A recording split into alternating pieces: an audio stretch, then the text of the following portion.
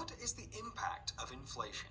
Tác động của lạm phát là gì? Inflation happens when the amount Lạm phát of xảy money ra khi lượng increases. tiền tăng lên. It makes Không no có gì difference khác whether biệt money is dù tiền được created tạo by ra từ các fractional khoản vay dự reserve trữ loans, một phần, meaning loans in which nghĩa the là các bank khoản has vay mà only ngân some hàng of the chỉ có money một at the phần time tiền of the tại loan. thời điểm cho vay. Alternatively, Ngoài the ra, amount of lượng money tiền can có thể tăng increase lên when the khi ngân central hàng bank chứng creates ương new money tự out of nhiên thin tạo air ra tiền to mới finance để tài government trợ cho các actions. hoạt động của chính phủ. The increased amount of money Số leads tiền to tăng each lên dẫn bill tới buying fewer mua hóa goods. đơn mua hàng được ít hơn. For example, Ví dụ, let's say Bob has Bob có $3, 3 đô which he can mà spend on anh a ấy có dozen thể eggs. mua một tá If the trứng. inflation rises Nếu to lạm phát tăng 10%, lên the 10%, same dozen thì eggs will một now quả cost trứng him đó giờ là $3.3, 3,3 and đô his dollar will be worth và less and đồng đô la less của as anh inflation ta rises. sẽ ngày càng mất This giá is khi lạm exactly phát what tăng. happened with the Đây chính American xác là dollar, những gì which xảy lost ra với about đồng đô la Mỹ, 95% of vốn its đã mất value khoảng since 95% giá 1913. trị kể từ The năm people who gain 1913. from inflation Những are người được those who hưởng lợi từ invest in lạm phát assets là that những người don't đầu lose tư vào value những but tài maintain sản it không or bị even mất giá increase it. trị mà vẫn duy trì Assets được giá such as trị đó, thậm factories, chí real làm estate, tăng giá trị stocks, của tài etc. sản.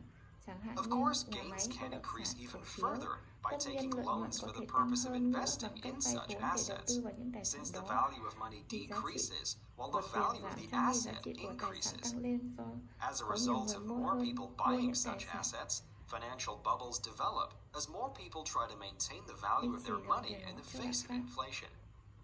The people who Những suffer người the chịu most thiệt from this hại nhiều nhất phenomenon are từ people who hiện keep tượng their này savings là in the những form người of giữ tiền physical tiết kiệm bills. dưới dạng hóa You đơn can thực work for tế. years and find Bạn yourself có thể làm approaching việc trong pension with nhiều a lot of năm và bills nhận ra with mình sắp extremely nhận được lương diminished hưu purchasing power.